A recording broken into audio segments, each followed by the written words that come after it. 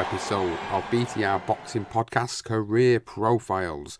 And today's episode, as voted for by you, the listeners to the podcast, is the career of Michael Jinx Spinks. Really excited to be breaking the career of one of the greatest light heavyweights of all time, with Johnston Brown as always.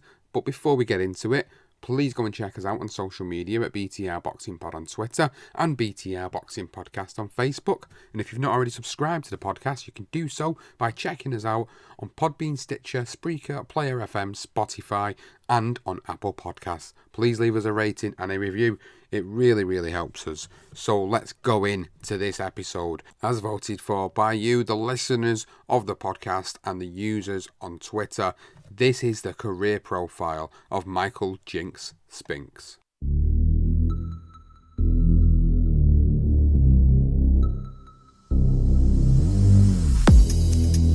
So this is it then, Johnston. We've been waiting to do this for a little while. It's the career profile of Michael the Jinx Spinks. Really looking forward to sitting down with you here and breaking through his career and his life as well, of course, because it wasn't only a fighter in the light heavyweight division, he was in the heavyweight division, but he also had trials and tribulations outside of the ring, which we'll get into over the course of this episode. And the only place we can begin was where it all started for him, when he was born on July the 13th, 1956. Yes, he was.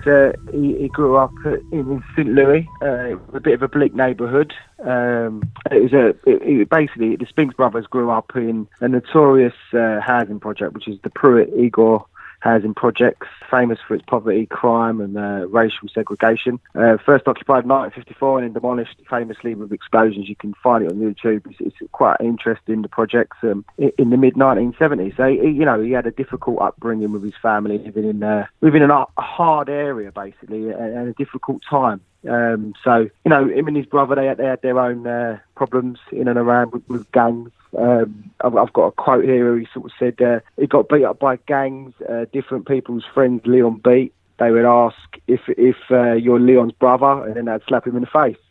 He said, they taught me well by beating me up, and I learned how to fight. So that was before he even stepped in the gym, but it was a difficult life for him from the very start. It was, and when you go back to that early beginning for both the brothers there, obviously a very difficult period of time for them to be growing up in, with all the racial segregation that was going on, and boxing for both brothers was a massive escape for them both. It was a massive way to get them away from that street life and away from going down the wrong route of potentially going into all sorts of criminal activities. And this was perfect for these guys because obviously they'd been brought up on the street. They'd had to learn to fend for themselves on the street as a result of the situations going on at the time. So the best thing for them to do was to get into that boxing gym, of course, and that's what they did, but both of them. But for Michael, Michael was a little bit more of the quieter Spinks brother. He was the one that kind of just got on with things, whereas obviously Leon was a little bit more brash. So for Michael, this was a way for him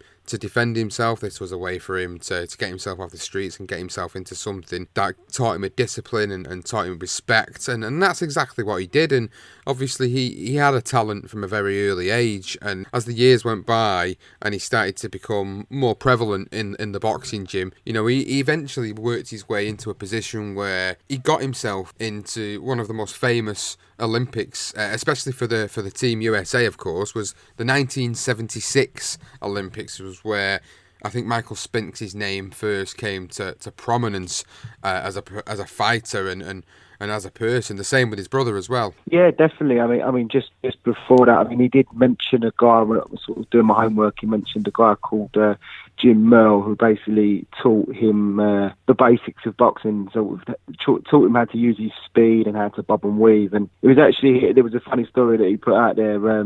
In something I listened to sort of recently, and he did say that it was Leon who actually initially went to the gym, and then he told sort of Michael that I'd gone to the gym and learnt a few bits, and then basically Leon put it on him, showed him a few moves, and basically Mike even says that he actually ended up whipping his arse a little bit, and it was from that Mike decided, the very next day he literally went to the gym with Leon, and he was always quite impressed with his brother. He always looked up to him, and he sort of said that he progressed a bit quicker than he did. But they both obviously with very good amateur background. I mean, he'd done really well in the Golden Gloves. He had, I think he won the 1976 middleweight national Golden Gloves championship in Miami before eventually going to, as you say, Montreal in 1976, which is famous for the fact that, it was probably one of the best USA boxing teams. I'm guessing it's probably one of the best ever, possibly the best. There was, obviously, you had the Spinks brothers in there, who both won a gold medal. And you also had Sugar Ray Robinson in there as well, and Leon Randolph, as well as Howard Davis Jr. So they all won gold medals in Montreal. And Mike, obviously, he was a bit fortunate with how it panned out for him. I think he got about 3 buys. I think he got a buy in the first round, and then won the second, and then a buy in the third and the fourth round. So he ended up having to face the Soviet guy in the final, who he had actually lost to several months beforehand, and obviously done the business. He certainly did. His amateur career is actually quite a well-established one when you talk about it. He actually compiled a record of 93 wins with 7 losses on his record, which is, in terms of the amateur side of the sport, is really, really good, because it's very controversial, very difficult. Decisions can go either way all the time with the amateur side of the sport. So his accolades sort of ranged from winning the 1974 light middleweight national Golden Gloves championships. He made it to the finals of the 1975 National AAU, losing to Tommy Brooks. As you were saying earlier, won the 1976 middleweight national Golden Gloves, and then obviously went to the 1976 Olympic Games in Montreal and won the middleweight gold medal for the United States. And when you go back to what we've spoke about before with the likes of Sugar Ray Leonard, I think you was mentioning as Sugar Ray Robinson a little bit earlier on. Hey, I tell you what, Sugar Ray Robinson was one hell of a fighter, but bloody hell, he wouldn't have been able to do that in 1976, that's for sure. So, Sugar Ray Leonard obviously was one of the biggest stars to come out of that 1976 Olympics, and Leon also seemed to get the fame as well out of the back of it, but Michael didn't.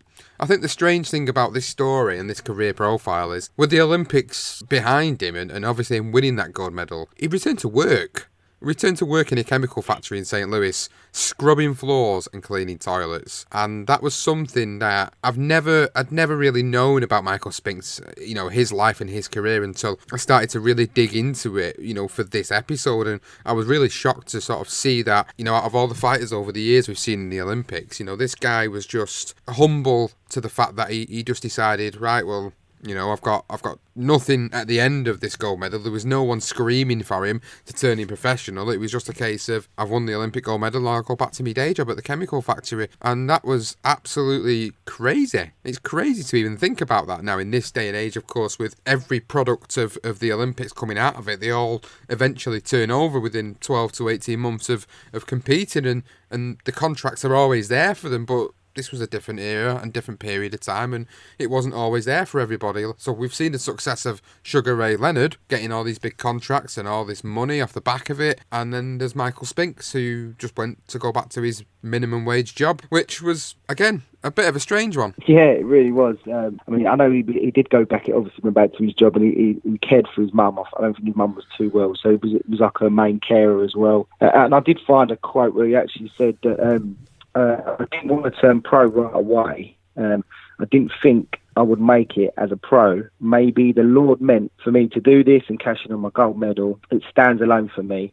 It was the beginning, and of course, I had my brother Leon with me. So I think for him, he always sort of looked up to his brother, and I think he felt that Leon was the better fighter. And he just, the way you see it was, Leon can go into the pro game, and he's going to support him, which is what he did. He was sort of his right-hand man, really. He was sparring with him and just sort of, what he could, and just helping out his brother. So he was sort of being a support for Leon rather than thinking about turning pro himself. And obviously with his mum not being well, he become sort of her main carer. And it was Butch Lewis that actually was the one that sort of kept ringing him. And he did keep calling Mike on a regular basis. And Spinks actually joked. He said, I don't know how he got my number. He'd call and say, "You about ready to go pro?"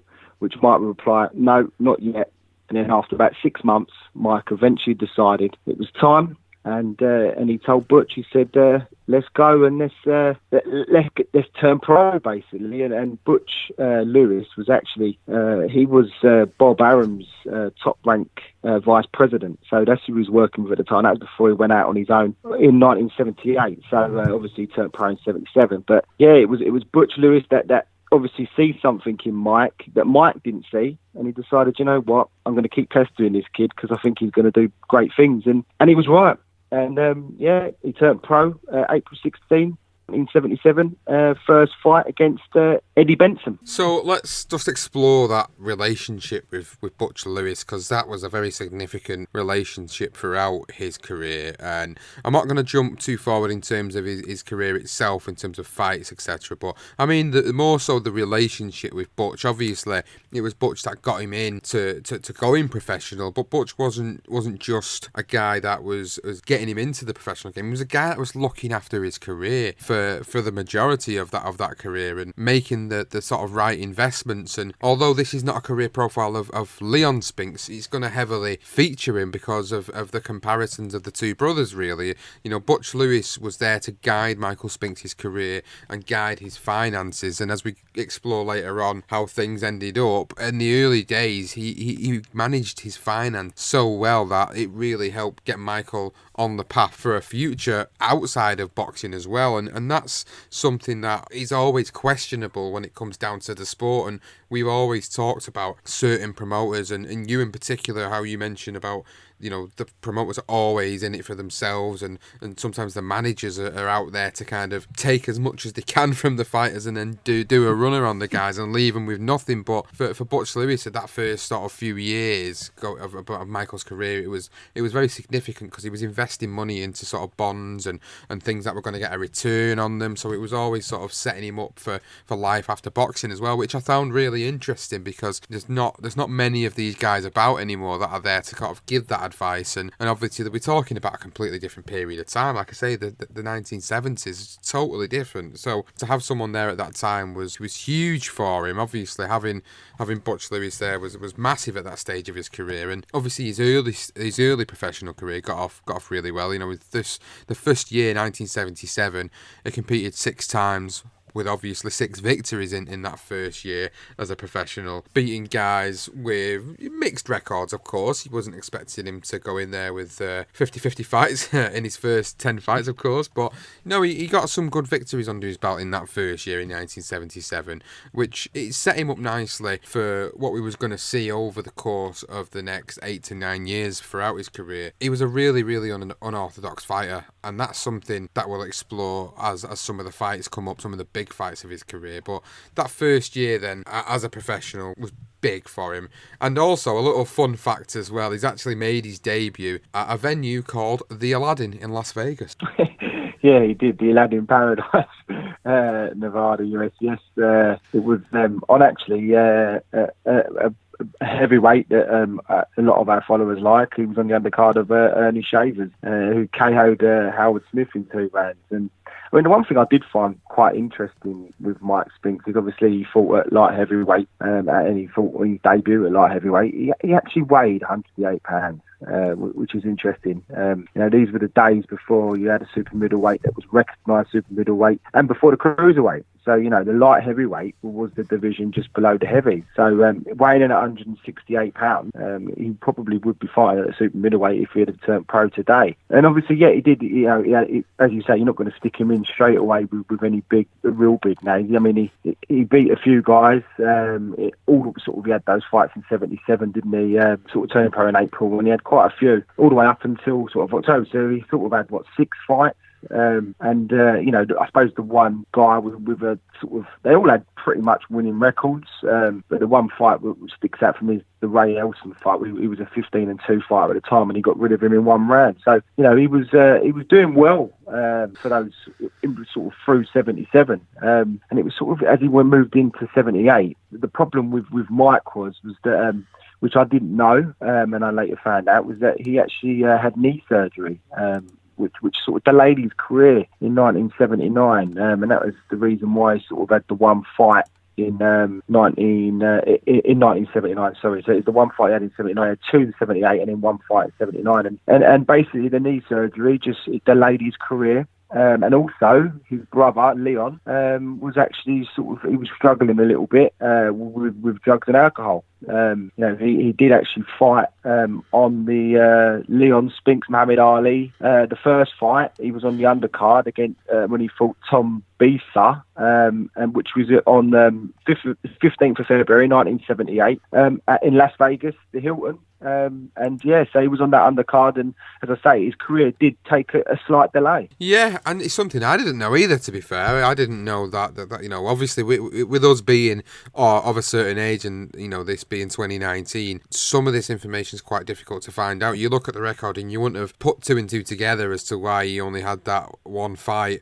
in 1979, but digging back through the records, you can see that was a bit of a delay. But to be fair, even though it put a bit of a hampering on his career at that stage, it never affected the way he competed in the light heavyweight division, because as we'll go on to discuss and explore throughout the fights and his campaign in the light heavyweight division, this guy is regarded as one of the greatest light heavyweights of all time, and there's a reason for that, and it's because he beat the best of the best that were there at the time in the light heavyweight division. And as he moved into 1980, this is where he starts to step up in the level of opposition now. And one fight in particular, before he got his first world title shot, that people do speak about still today about Michael Spinks, is the Yaki Lopez fight. He beat Yaki Lopez, who was 49-10 at the time he fought Michael Spinks. So he actually was expected to go in there and have a really, really, really tough night against Yaki Lopez. But the unorthodox style of Michael Spinks was something that people don't really appreciate looking back on him as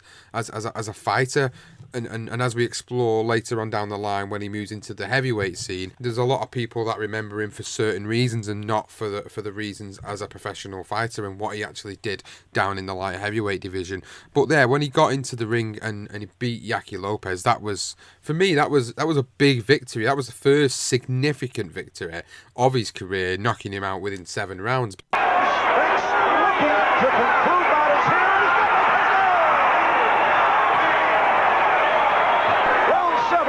Lopez says he's all right. Does not look it. He's got a long way to go. He doesn't He's got to go.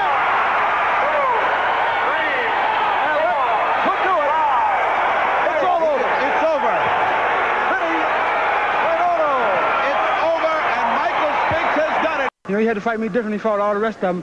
So I just took my time, and I figured he was going to be wide open for the Spinks jinx. Because, like I said, Lopez, fantastic guy, fantastic names on his record, been in with some of the best at the time, and for him to go in there and beat Yaki Lopez in that fashion at the age of 24 was huge for his career. It really was, and the full fight is on YouTube, and really I would advise anyone to go back and look at it. I got a little star by it. This was a defining night for Spinks. Yaki Lopez had 4 failed attempts at world titles, and it was one of Spinks' most entertaining fights. It was a beautiful right-handed uppercut that was set up the finish for an excellent right hand, and I'll tell you what, it's an absolute key to the finish, and Lopez really did get stopped in emphatic fashion, and it moved and it made people stand up and take notice of this guy, this young guy coming through, Michael Spinks. Well, then we move on, and then he gets the victory over Willie Taylor, and then again another victory. This was in 1981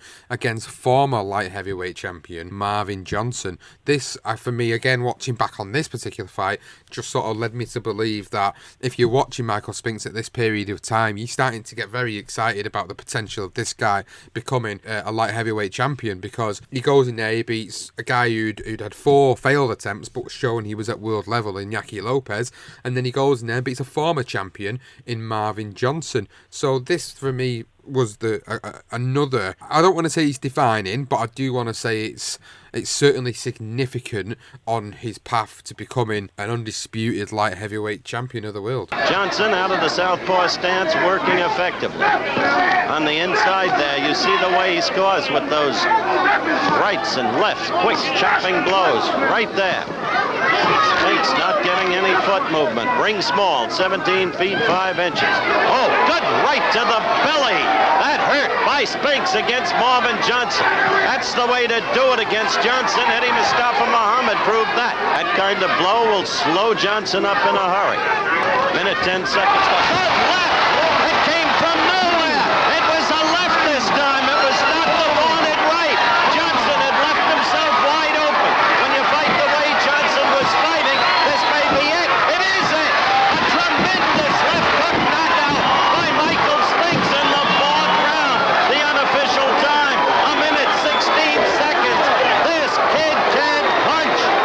Absolutely, and this made a huge statement. Another big victory, and Marvin Johnson obviously is a Hall of Famer. Johnson had lost the WBA strap almost a year to the day against Eddie Mustafa Mohammed by 11th round TKO. None of the top light heavyweights at the time, so Eddie Mustafa, Mohammed, Quarry, Victor Galindez, who was actually KO'd by Johnson in the 11th, were able to finish off a World Boxing Hall of Fame inductee in that sort of style. And it was a stunning left uppercut, which knocked Johnson clean out. And it was also an eliminator, although they didn't call it eliminator, but it was an eliminator for a shot at the WBA holder, who was Eddie Mustafa.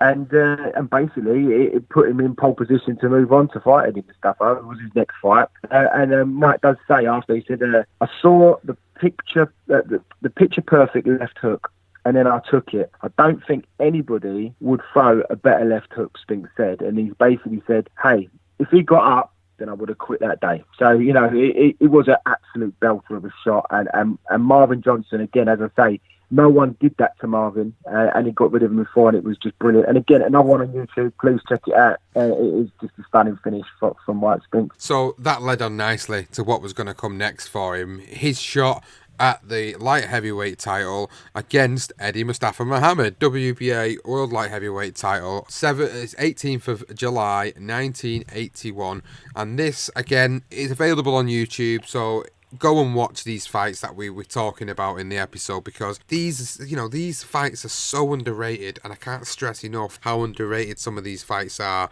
People always say, oh, your go-to fights are like your Gatti Ward and your Hagler Hearns. Yeah, of course, but these are very, very underrated fights. These are fights that actual people that are in the sport now can learn from as a professional fighter. So the Eddie Mustafa Mohammed fight, this was very significant. Obviously, he was the light heavyweight champion at the time, WBA light heavyweight champion. Tough son of a gun. This was going to be a very difficult night for him. He'd had the title, he defended the title 3 times, and then he lost to Ronaldo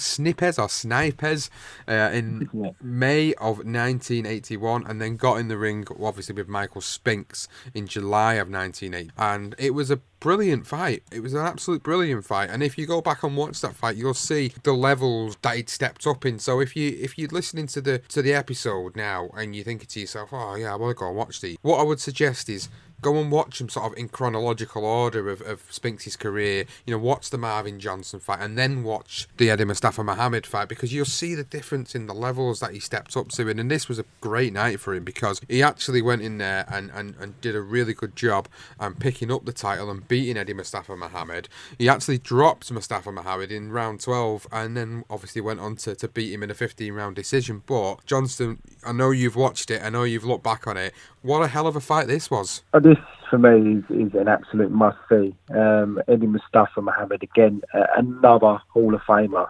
These are, we just spoke about Johnson. Eddie Mustafa's another one. It was just, you talk about his unorthodox style, the way he was sort of popping out that jab and follow it up with a right, how quickly he would throw that 1-2, throw in the jab and just follow it up with a right. He used his feet well. He was in outstanding form that night, and Eddie Mustafa couldn't deal with him. Eddie Mustafa almost actually lost the title outside the ring when he actually failed to make weight on the day of the fight. But basically, he managed to strip off the weight. Went off and done his, I think he used a skipping rope and went in the sauna, and eventually came back and made the 175-pound limit. And the one guy that was sort of in and around at the time was Sad Mohammed. He was the other sort of guy that Eddie Mustafa was hoping if he gets past Spinks, then he will end up fighting Sad Mohammed, and they could earn this $1 million fight, which was in the horizon. And Sad Mohammed was desperate for Eddie Mustafa to actually win. And there was even a moment where Saad Mohammed even interrupted a Spinks news conference to say that the wrong fighter had won, which caused a bit of a stir. And Mike sort of just said, he just let him sort of rat on, and then he basically said that he deserved it. So yeah, it was quite interesting how Saad Mohammed, who's going to be opponent for Eddie Mustafa. But because he's on the verge of earning his money, and then Spinks wins it, and he's like the wrong man won, which it was quite funny, really. But yeah, Spinks again, he was just outstanding that night, and I'll absolutely tell anybody that hasn't seen the fight, go back and watch it. Eddie Mustafa also, just a little fact for you, he was actually in the film Raging Bull, if anyone hasn't never seen it, and he actually played Billy Fox, who was an opponent for Jake LaMotta. So just an interesting fact for you there, that Eddie Mustafa was in Raging Bull as well. So we move on then from obviously that first title in his career, getting that victory. He makes 3 or 4 defences before he moves on to another significant fight.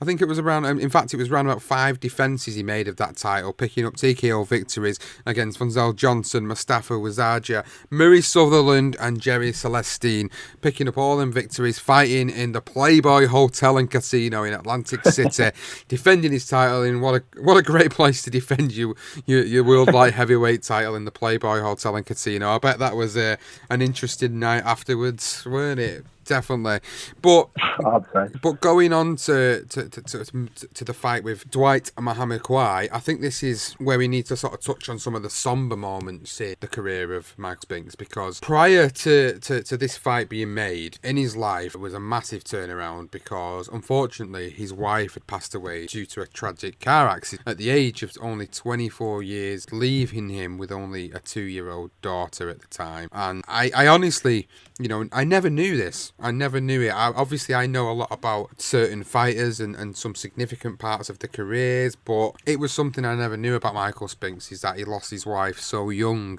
at that period of time, with a 2-year-old daughter as well, and it was just so sort of heart-wrenching to read. Obviously, both being fathers ourselves, it was kind of like, how did he sort of manage this career of his and still was able to be a father?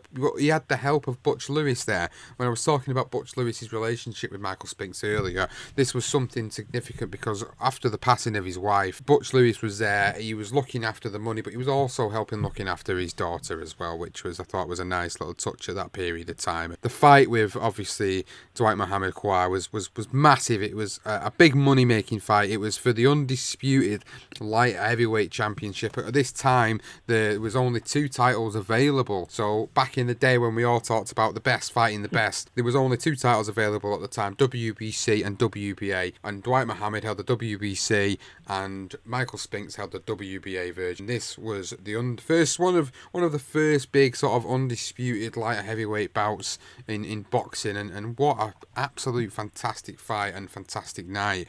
But before we go a little bit into that particular fight, it was so big that obviously it was going to be broadcast by the big daddies of boxing at the time, which was HBO. They wanted this fight.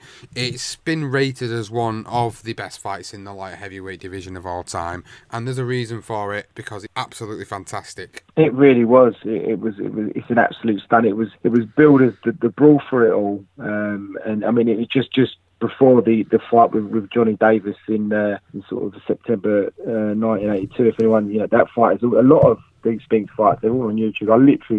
I followed every fight from back to back all the way through his career, and it was just a great watch. And I'd advise anyone, you got the time to do it. But so Quarry was actually at the Johnny Davis fight, and it was being hyped up in the ring after. So that was in September. And obviously, as you say, the tragic news of in January '83 where he loses his wife, which is just dreadful. And then obviously he's got this big fight. And it's considered to be his best performance, considering everything that was going on after. Who knows? I mean, how you can get yourself ready and mentally prepared. Sort of 3 months later to take the biggest fight of your life, and it just shows you that what Spinks was about. That he said the boxing, the training, that's what helped him get through it. And literally just before the fight as well, it was his daughter sort of asked him if Mum's going to see the fight, and he broke down, and that was literally moments before he sat walk down that aisle to step into the ring. So, really difficult, emotional time for Spinks, and for him to compose himself and produce the performance that he did was quite simply outstanding. Even saying that, even Dwight Mohammed Quarry, he had problems as well. He actually was diagnosed with pneumonia a week before the fight as well. So they both had their problems, and they both produced a magnificent fight. And it really is. We do legendary nights as well, Sean, and this could quite easily be a legendary night with everything that surrounds it and the build up to it, and then obviously the actual fight itself. It just didn't disappoint. And Spinks was down twice in the 8th. One was called a slip. I do think it was more of a slip. The second one looked more of a knockdown. But Spinks, that was the only real.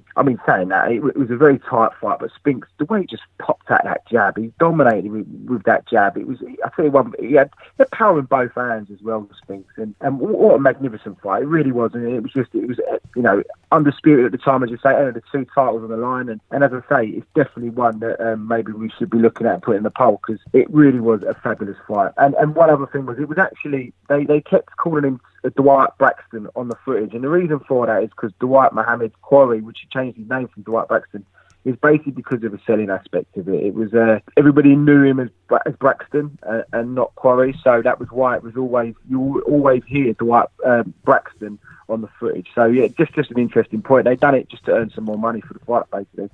Braxton stalking Spinks as he has the entire fight. Crowd on its feet in appreciation here.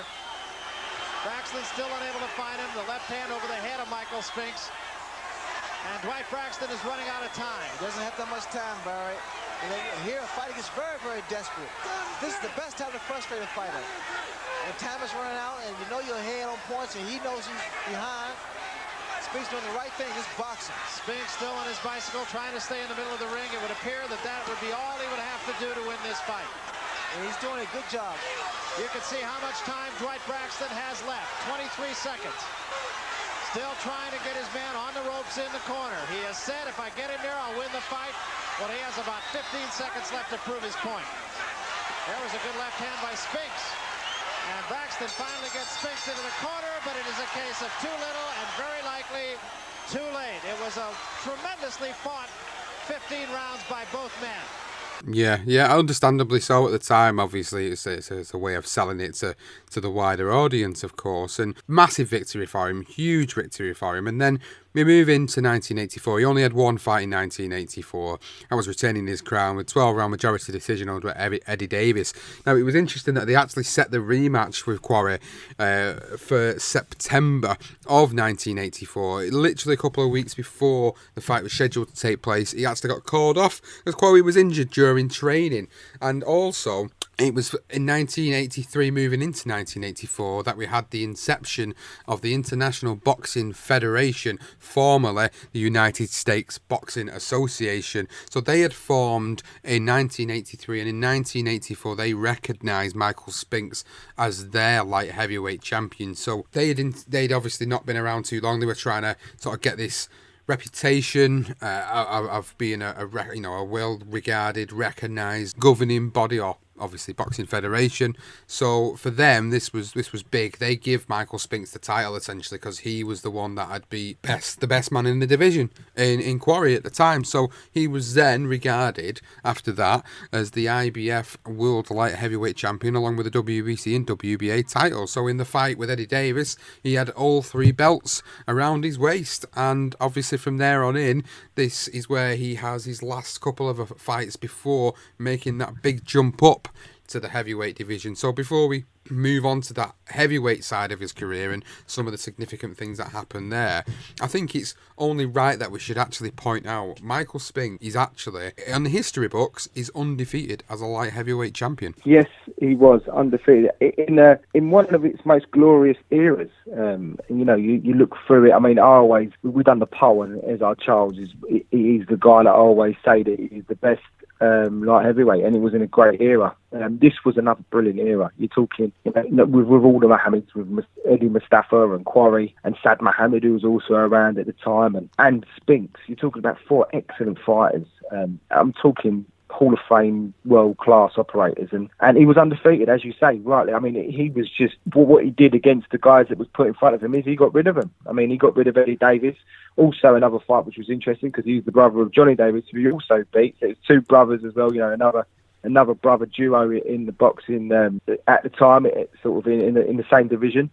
And yeah, before obviously he moved. The last ever light heavyweight fight was against Jim Mcdonald, who was 16-0 with 15 knockouts. He was an ex-Marine with a big punch. And again, it's another fight to look back on. I mean, the first 4 rounds I watched it the other night, and the first 4 rounds were pretty all Spinks. But then from the 5th round, it really does get going. It is an absolute barnstorm of a fight. And he rocks, and Spinks gets rocked a couple of times by Mcdonald. But he shows great. Spinks, just as he does when he gets hurt, it was a danger. And he ends up getting rid of Mcdonald in 8. And one thing I'm not quite sure what was worse, because Butch Lewis was dressed up as Brutus the Barber Beefcake. He had like a dicky bow on with no shirt. But the ref, who actually looked like wee Jimmy Cranky, for those that ever used to watch the Cranky or knew about the Cranky. Just check out the ref, who looks like wee Jimmy Cranky, which is quite funny. But it was a 10th title defence from Spinks, and it was the last ever time we fought light heavyweight and undefeated. I mean, and it was all about Holmes. It was always in the background, and eventually he got the fight. The fight with Larry Holmes is, again, something that I think should be widely recognised by the wider audience when it comes to Michael Spinks' career, because when we talk about Michael Spinks, everybody remembers him from getting beat by Mike Tyson in 91 seconds, the 91 second demolition job. Everybody talks about it. That's all people think about when they think of Michael Spinks. That's wrong, because Michael Spinks was an undefeated light heavyweight, undisputed champion.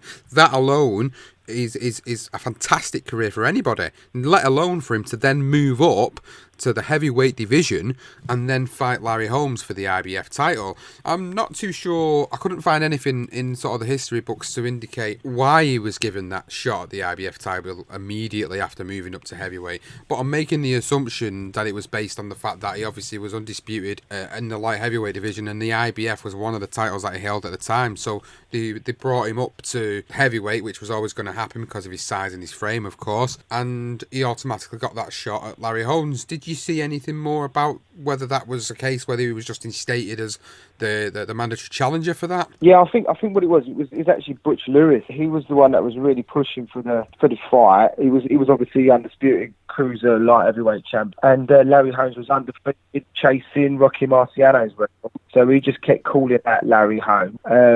Many sort of pundits and boxing experts at the time were saying that there's no way Spinks could fight at heavyweight, and then in the end it was made. There was no one around for Holmes to take on at the time, well, as what they say, as what Butch Lewis said, and sort of Larry as well, and it was the fight that made sense. And with it being a light heavyweight moving up to heavyweight, with the historic chance of becoming the first ever light heavyweight to win a world heavyweight, and then obviously Larry Holmes also being 48-0 at the time, and obviously one fight away from chasing and sort of joining Rocky Marciano's 49-0 record. I think those two elements together made this fight massive, and I think that was why it was made. I think initially it was meant to be happening before Jim Mcdonald, and then Jim Mcdonald came in sort of, not last minute, but I think after the David Sears fight, they were saying, we'll get that on. And then obviously, I think I'm guessing because Larry had another fight, and they just wanted to make it his 49th fight. And many tipped Larry to win the fight. So I think that's where it come from, Sean. That was from the assumption from what I got from sort of watching on YouTube and what I've read. So I just think it was more of a historic event. Ladies and gentlemen, here is the decision of the judges. Judge Dave Moretti scores 143-142. Judge Harold Letterman scores 143-142. And Judge Larry Wallace scores 145-142 for the winner by unanimous decision and new IBF heavyweight champion of the world, Michael Spinks.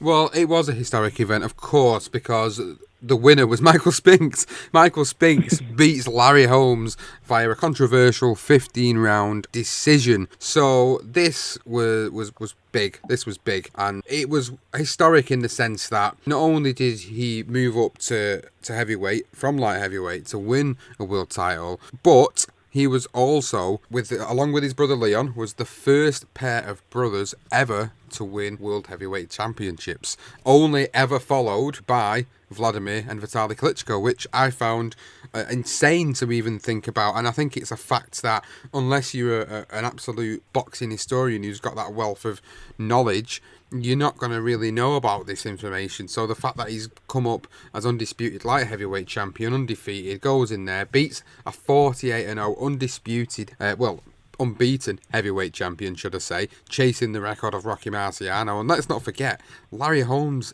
in his own right, was an absolute beast in the heavyweight division during that period of time. So for Michael Spinks to then move up and get that victory over him was it was an upset. It was classed as an upset, and he was actually voted Ring Magazine Upset of the Year.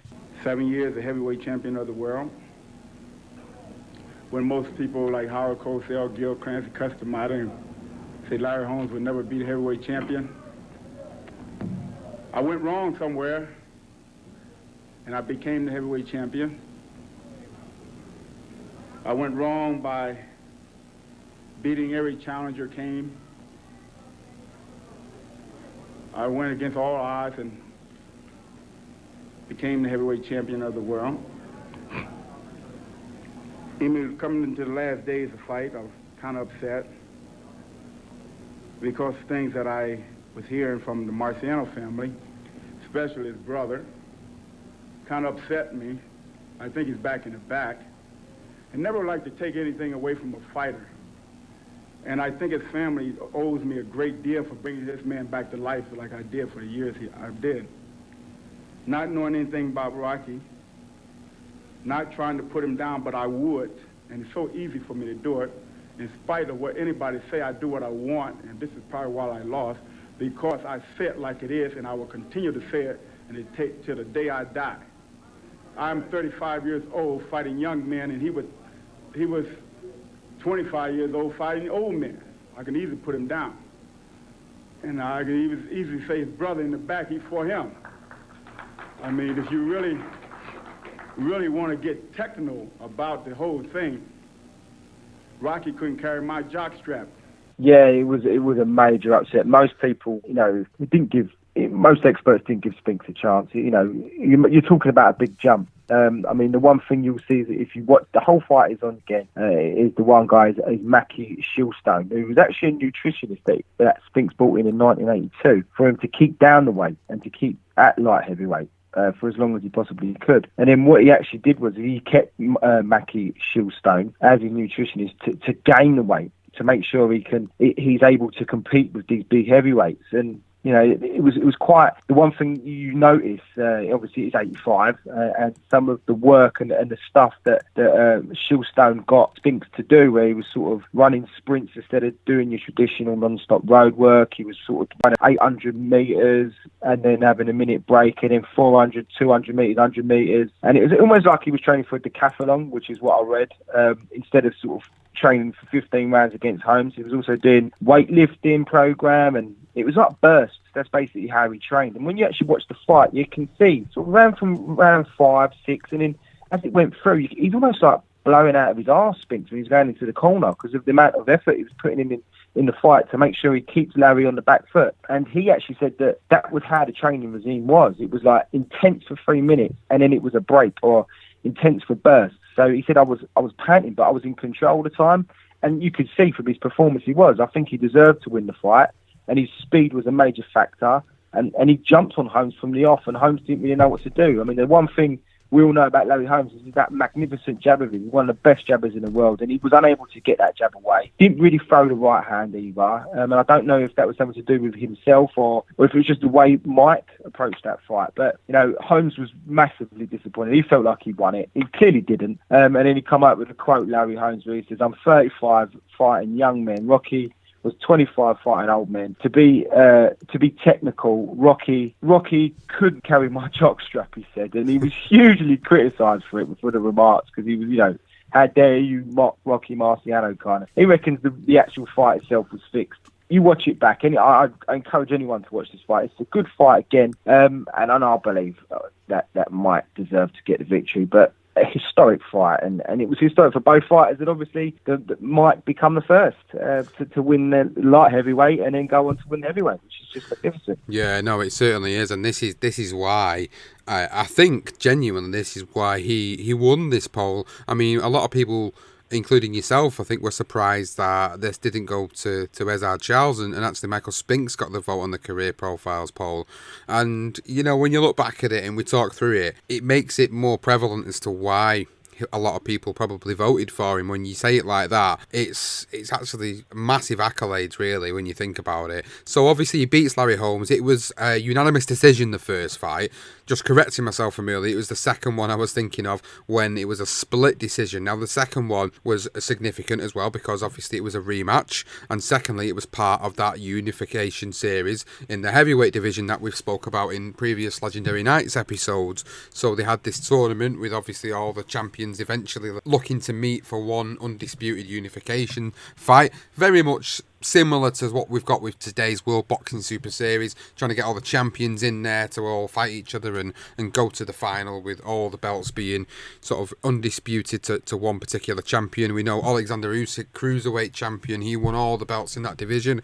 So this was what this was leading to in the heavyweight unification series. So in 1986, Spinks and Holmes fought that rematch, and this time it was Spinks winning by a 15-round split decision and retaining that world heavyweight title, which again, significant. So not only did he go in there and beat him once, he beat Larry Holmes twice, which I think is, again, we can't really credit Michael Spinks enough because we can't really sort of give justice to how good Larry Holmes really was at that period of time. He was one of the best heavyweights in boxing history. He's gone down as a Hall of Famer because of what he did in the heavyweight division, and for Michael Spinks to come up and jump up that weight class and beat him not once but twice, again, for me is massive, and it's a huge achievement. A massive achievement, and again, I mean, the credit to Butch Lewis as well was the fact that, you know, he finally started to earn some money. Spinks got a purse of $2 million, Holmes got $1.25 million for that rematch,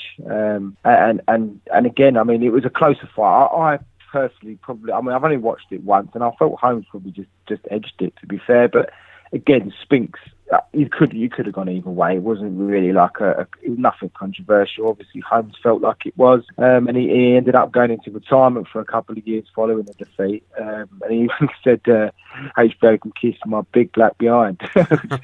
He made me laugh. But yeah, Spinks. I mean, let's get it right. I mean, he wasn't, you know, as I said, 168 pounds in his first ever fight. He wasn't a natural heavyweight. You know, Spinks was a light heavyweight, and he today, I mean, could you imagine him fighting them giants today? I mean, it's ridiculous, really. How many super middleweights today could you see going to fight Anthony Joshua? I'm telling you now, not many. I don't think any, to be quite honest with you. It's like putting Callum Smith in against Tyson Fury. It just doesn't seem possible. It doesn't seem logical. But, you know, that just shows you again, Michael Spinks, how much of a fantastic fighter it was. And I think people they forget about that. And I think he gets forgotten about by the casuals, the people that can't be bothered to actually look into what Mike Spinks was about. And again, I mean, the other thing was Eddie Futch was both their trainers. Eddie Futch decided not to go in either of their corners for the first one. I can't quite recall what he did for the second. I don't think he went into either in the second. I'm not 100% sure of that or certain. I don't really remember watching the second too recently, so I can't honestly tell you. But so yeah, Eddie Futch was behind Spinks as well, which again, I mean, Eddie's a legendary trainer. And as you mentioned with Spinks, just his unorthodox style, but he had power in both hands, and to do what he did at heavyweight, I mean, it's just exceptional. It really is. I can't tell anyone enough how exceptional it was. And even moving on to Stefan Tangstedt, who wasn't he was a European champion, wasn't anything massive, but he was actually winning again. Spinks went in, and Tangstedt was the favourite for this undisputed tournament that was going on, and he dealt with him. He got rid of him in 4 rounds. So, you know, Spinks again proving people wrong, and the inevitable was everybody talking about, obviously, Mike Tyson in your horizon. Yes, certainly was. But it was interesting that, you know, we talk about what led on for Michael Spinks after this. So obviously after he beat Tangstedt, he was due to fight Tony Tucker. Now, this is where it becomes interesting in the history of the heavyweight division, because at this period of time, you've got Mike Tyson, obviously absolute animal, peak Mike Tyson at this point, and then you've got Michael Spinks, who obviously was the IBF champion at this point. So, in February of 1987, Spinks was actually stripped by the IBF of his heavyweight championship for refusing to fight the number one contender, who was Tony Tucker. And guess who makes another appearance on this podcast on a different series? He always seems to be coming up. Mr. Slippery's back again. Don King. He actually won the right to promote a Spinks Tucker title fight with a purse bid of $711,000. Now, the purse bid was obviously divided 75% to 25% in favour of the champion at the time. So it would mean Spinks would have only got just over $500,000 for that. So instead of doing that, because he refused to fight Tony Tucker, he decided to go for another matchup, which was going to earn him a purse of $4 million, which was Jerry Cooney. So I've got to first of all say props to the bleeding IBF, because the IBF, even today, if the champion refuses to fight the challenger or doesn't agree to fight the mandatory challenger within a certain amount of time, they strip the champion. So it looks like they've always been the same from day one by doing that to Michael Spinks. So Michael Spinks obviously then goes on to fight Jerry Cooney and knocks him out within 5 rounds in June of 1987. What was interesting about this is, although he'd been stripped of the IBF title, the Ring magazine had actually considered this to be a world title fight. And also, there was a dozen state commissions in America that also considered this to be a world title fight, even though, on record, it wasn't. Which I found really interesting, that although the IBF had took this stance and stripped him, it was pretty widely regarded that he was still a champion, which is actually the point where Michael Spinks is now known as a lineal champion, because of the fact that the Ring magazine regarded that fight as a title fight. Yeah, sounds quite familiar, doesn't it, Sean? In terms of today. Yes, he was the man that beat lineal champion. Obviously Larry Holmes. So, although no titles, no belts round his waist, he was considered the lineal heavyweight champion. And do you know what? When I first looked, so I was looking back at this undisputed tournament, and I see that obviously Spinks decided to fight Jerry Cooney, who by the way, I must say that I think this guy was tipped to be some sort of massive star. And they used to sell Jerry Cooney's fights. Unbelievable. I mean, it crazy. I think because he was white, and he was like the big white hope, and basically he never had a chance against any of these guys. You stuck him in the ring with even Tony Tucker. These guys would have just got rid of Cooney. Let's be honest, Cooney was guided in a way that fans believed this guy was this big star. Hence why Spinks got his biggest ever payday. I mean, it's $4 million for it. It's crazy. And again, that's down to Butch Lewis. Butch Lewis see it, and he's saying, you know what, let's be honest, he could fight this undisputed tournament, which was a set fee, by the way. I mean, you just mentioned the money that he was going to get, which was like $500,000. And I think Spinks knew he was the best out of all the other heavyweights. I think for him, he knew that he probably would make the final and fight Tyson. Now, if he did make the finals and fight Tyson for the undisputed title, he would never have got the money he got in that fight he eventually got with him. So again, that's down to Butch Lewis. Butch Lewis obviously seeing it for what it is, and saying, you know what, people will still see you as a lineal heavyweight champion. You might not have the IBF, but fight Cooney. You're going to beat Cooney, and Cooney ain't been in the ring for 13 months. He fought 3 times since losing to Larry Holmes in '82. I mean, Spinks even went into this fight as an underdog, and I tell you what, it is absolutely unbelievable that Cooney was ever favourite to win this fight. I mean, you watch Cooney before and you watch Spinks, and how anyone could ever believe that Spinks was going to lose this fight is beyond me. But once again, propaganda, the publicity, and the boxing experts in and around, they sold it. And they sold it to the fans, and the fans believed it, and it's crazy. If you didn't know your boxing, you would never have known it. And if I was around at the time, 100% I'd have stuck a load of money on Michael Spinks to win this fight, and I would have been a rich man that night, because I think I would have seen right for it. But funny enough, at the end of the day, he gets the win, and it moves on to this magnificent position where he fights Mike Tyson, and everybody wanted to see it. It was the fight for a long, long time. It's one of the biggest heavyweight title fights for a long, long time, basically. And Yeah, it was just, from what I've seen of the build-up, it seemed brilliant. Obviously, it just didn't live up to the billing in terms of how it all panned out for Michael.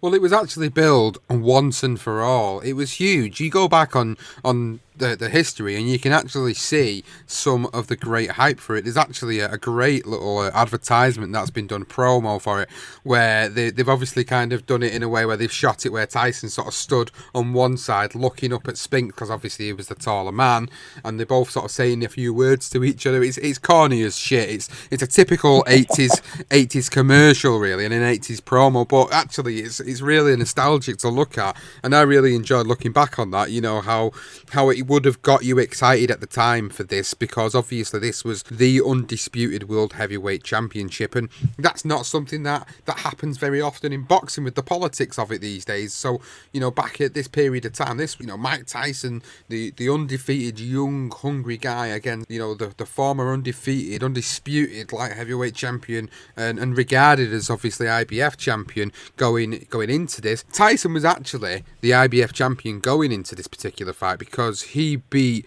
Tony Tucker for the IBF version of the title, who'd actually won the vacant version against James Buster Douglas. So it all ties into one nice little circle, really, of obviously history and how things went on after this particular fight. But it was obviously massive. It was massive. This was, at the time, the biggest fight and the richest fight in boxing history. It was around about 70 million is what was made from this fight, and Tyson received 20 million, Spinks received 13.5, and obviously the rest is history, really, isn't it? This particular fight is massive. It's massive, but it's also one of the things which I think is sad for Spinks and his career, and how people look back on his career and remember him, you know, as the guy who got sparked by Tyson in 91 seconds. Now, it was interesting when I read back about Spinks' recollection of that particular fight, and he actually said, you know, he wasn't even nervous as much as what it looked like on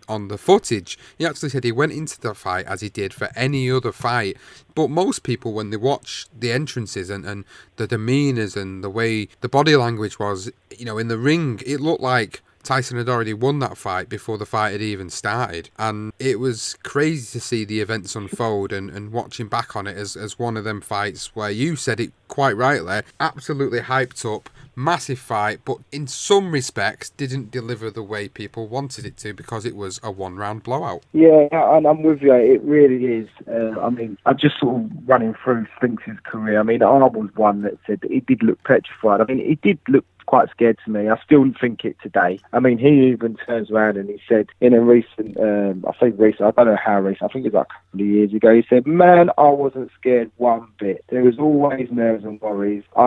If I've had a problem in camp or something like that, but I went in feeling okay. There were times I felt like I might get knocked out, but I'll say every single Mike Tyson opponent has had to imagine that, but I wasn't scared in the slightest. Hand lands to the head of Mike Spinks.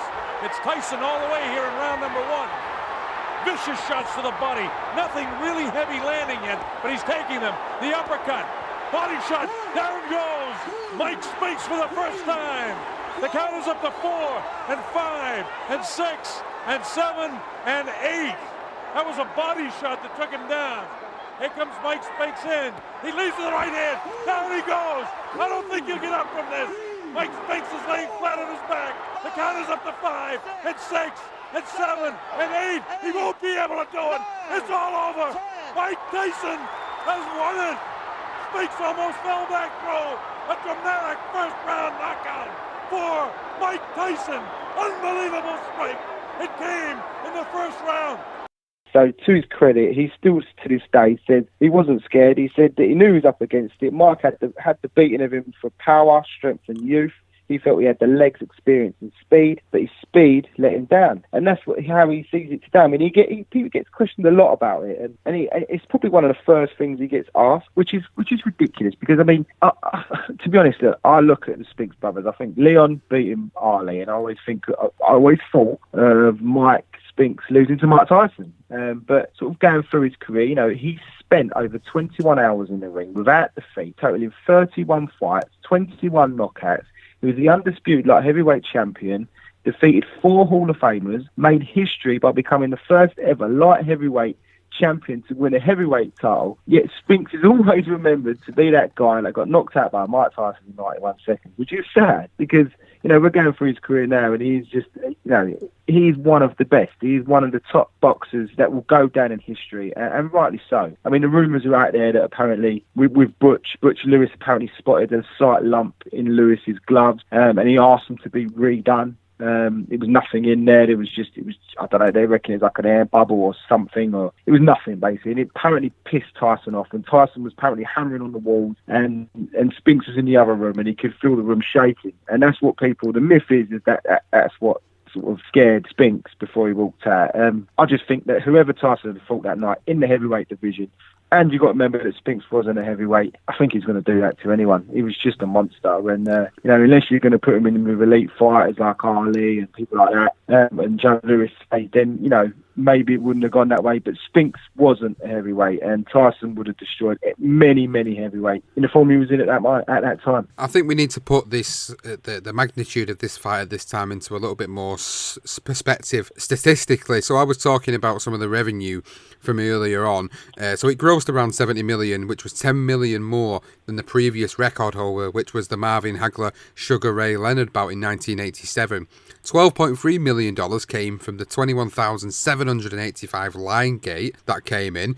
You had a further 800,000 tickets which were sold at closed circuit television theatres. So basically they'd put it on in the cinemas for people to go and watch it in the cinemas. So they'd sold over 800,000 tickets. So that generated $32 million alone. And It was just absolutely crazy. It's estimated to have generated $344 million in gambling revenues in Atlantic City over that typical 4-day weekend, which again, so you got thousands of people there gambling all sorts of money, which I thought was ridiculous. And obviously when we get a big fight, it still happens today, all the celebrities come out. You have former world champions coming out. You had guys like Sean Penn, Sylvester Stallone, Jack Nicholson. You had Oprah Winfrey, Billy Crystal. You know, these are all people well known at this period of time in the 80s. Carl Weathers, who plays Apollo Creed in Rocky. And you even had Chuck Norris there at ringside for this particular fight as well. So, yeah, good old Chuck. So, you know, this was absolutely crazy. And then another interesting bit of information I found out about it was there was obviously a lot of predictions given for this particular fight, and the majority of the predictions actually went in favour of Tyson. There was only 3 that actually went for Michael Spinks. That one of them was actually Burt Sugar, and the other one was Sugar Ray Leonard, and the other one was Wallace Matthew, who was a sports writer for Newsday. The rest of them were people like Angelo Dundee, who significantly actually predicted it'd end in 1 round. So Angelo Dundee said this fight was going to be over, Tyson knockout in round 1. So yeah, he got that nailed on the head completely. But going back to what you were saying there about the career of Michael Spinks, this is what a lot of people remember him by, and I think it is really, really sad that the magnitude of this fight and the sort of letdown of Spinks being seemingly demolished in 1 round was kind of a lot really for him to take. And at the age of 32, which is what he was when he fought Tyson, you would have thought he would have been able to come back from this, but he'd made the decision a month after losing to Tyson to actually retire with all his faculties intact and money in the bank. And I've got to give credit where credit's due for actually staying away from the sport, because a loss as devastating as that could send you into all sorts of spirals of depression and could put you into a position where you feel like you've got to come back to redeem yourself. So all I can do is give him credit for that. The same way Marvin Hagler did when he retired after losing to Sugar Ray Leonard. When he lost to Sugar Ray Leonard, he decided, that's it, I'm done with the sport, I'm out of it. And that's exactly what Spinks did as well. Oh, absolutely. I'll give him absolute credit for it. You know, he said that he felt that he had gone as far as he could have gone in his professional career, and he didn't want to climb back up the ladder to start over again and try and get back to that level. I mean, reading between the lines and sort of reading other people's perspective. I mean, we mentioned the knee surgery he had early in his career, and he sort of had that slight delay. Apparently that was something that was playing effect, and when you watch Spinks, especially with him being in the heavyweight in the way he fought Larry Holmes, for instance, I mean, he needed his legs, especially against someone like Mike Tyson. I think any fighter that fought Mike Tyson in '88 would have needed their legs, and they needed to take this further. It would have been interesting to see if he didn't get caught, what would have happened. Whether Tyson would have, what would have happened if we'd have moved in sort of like from 6 rounds, say, and whether Spinks, I think Spinks would have taken over in that fight. Obviously, you know, it was what it was, and he got done in 91 seconds. It is a shame, but again, I mean, you got to give the guy credit to turn around and say, do you know what, I've had enough.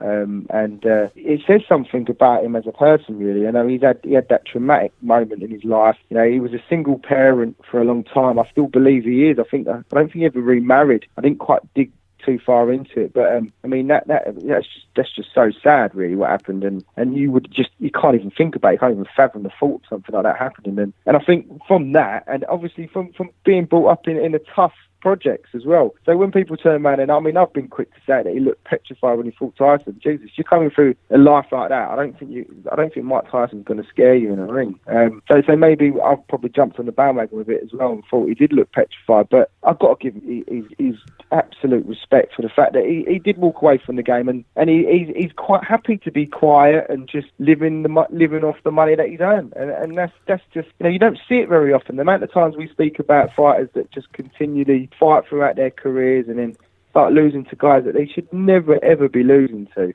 and it's really sad to see. You know how much we spoke about Muhammad Ali, and that I can't take myself to watch that Berbick fight because it's just dreadful to watch, and seeing Ali in the condition he was, and Spinks, to his credit, decided, you know what, I can't be bothered to be trying to get myself back in shape and trying to push up. I'm just going to walk away from it. And as I say, you know, for me, he will go down as definitely one of the best light heavyweights and one of the best fighters, you know, in boxing history, and he deserves that a bit more credit than the 91 seconds that we all mentioned against Mike Tyson. Hopefully something like this career profile is going to help with the youngers that are listening. And, you know, he even said himself that most of the kids don't have a clue who I am, but they listen when they all see the gold, he says. So I don't know what he quite means by that, but I suppose he's trying to say that, you know, once people have got titles behind their belt, around their waist, and that's when they believe these guys are the best. And you know, Spinks was one of the best. And I advise any of the youngsters that have never seen him or didn't know much about him other than the time fight, go back and watch this guy, because he was unorthodox. He had a fantastic jab, and the Jinx Spinks, man, the Jinx Spinks was that right hand, and he was well known for that Jinx Spinks, and he finished many top light heavyweights. I think we need to put it into perspective in another way as well about how well regarded he actually is and should be in this generation. So obviously he's generally considered one of the greatest light heavyweight champions and fighters of all time. You know, he's the only light heavyweight champion up until the year 2008 to remain undefeated in the entire history of the division since its inception. It was 1903 the light heavyweight division was brought into boxing, and until Joe Calzaghe came along in the light heavyweight division in 2008, Michael Spinks was the only heavyweight champion to remain undefeated. So that alone, massive achievement to get there. And he's actually the only reigning light heavyweight champion to win the heavyweight title.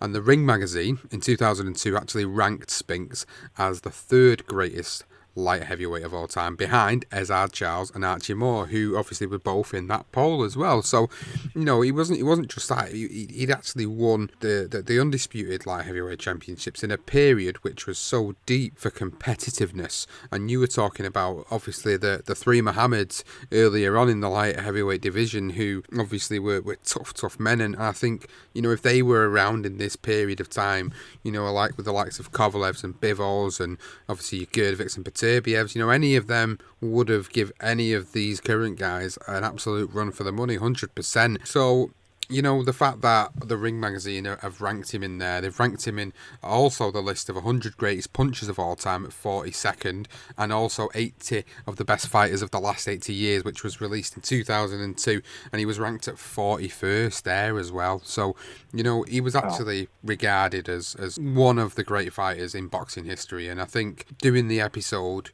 that we've done, breaking down his career, going what he did in his professional career and even in his amateur side of his career, really puts it for me into perspective about how great of a fighter he was. And moving into to his retirement and his later years, I think the most significant thing that happened there was something I was alluding to a little bit earlier in the episode about Butch Lewis. Now, this was something I was surprised to sit down and read about, knowing that obviously Butch had really guided his career to the dizzy heights of what he got to, really. So he'd actually remained close personal friends with him, helping him train fighters, making public appearances together.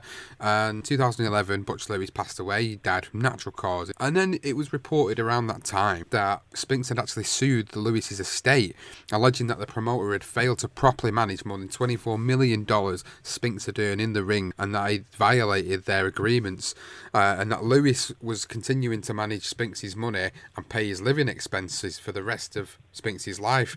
But the lawsuit had actually alleged that he'd got all his own personal funds and used Spinks' money to actually start paying off his own things in life and giving his children a better life, using the money that Spinks had earned throughout his professional career as well, which I was totally, baffled, a little bit disgusted, and I was thinking, is this what these guys do, these promoters do? And we talked about Don King and what he did in his boxing promotion career, even though he's still going. And then there's people, in this day and age, and you start to think to yourself, do these promoters really do this? And the rant that you had a few weeks ago on one of our episodes makes me feel even more, looking back at history and looking today, that I think I think you're right. I think the only people promoters do care about is themselves. And looking at that was pretty bad. And as a result of all that happening and the money that was sort of purged from Spinks' pot of gold, essentially, it ended up turning out that the money that he was supposed to use to pay things in Spinks' life, like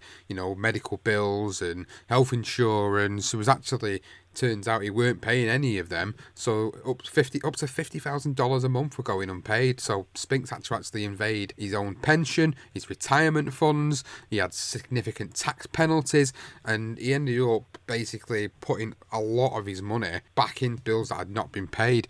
But fortunately for Michael Spinks, he got out of the game at the right time. He got out with his health intact, and he actually lives in a 7-bedroom house on a 5-acre spread outside Wilmington, Delaware. So he's actually turned out to have a pretty good life after all that, to be fair, and all the accolades that he's achieved in it. And going back to one last comparison to his brother Leon, who was I think at some point, don't know if he still is, has actually been homeless, has ended up working for like minimum wage in the crummiest of places, which I think is really sad, given that what he did in his career. Yeah, I read the same thing, Sean, that Leon is still I think he's still pretty much doing it. I think he's actually got Alzheimer's as well, or early stages of, and again, Mike always says that his brother's doing well. He's still close with his brother, so I'm guessing he still looks after. I say look after him, just being a support for him, really. And one thing, I mean, they're chalk and cheese, Mike and Leon. Leon was outgoing, he was the one out partying, and he enjoyed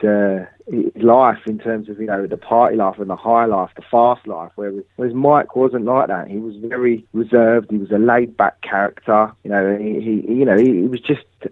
just an all round nice guy. And when we do these career profiles, I can't help but try and find some sort of dirt on these guys. And I'll be honest with you, I only found one on Mike, and that was before his wife died. And it was literally just a traffic stop where he got caught with a gun, in possession of a gun. I mean, how many Americans hold an unlicensed gun in America? I'm sure it rises into millions, to be quite honest with you. And it was just a one-off thing. He never ever got in trouble for anything else. And he everything he did in his life was for his daughter.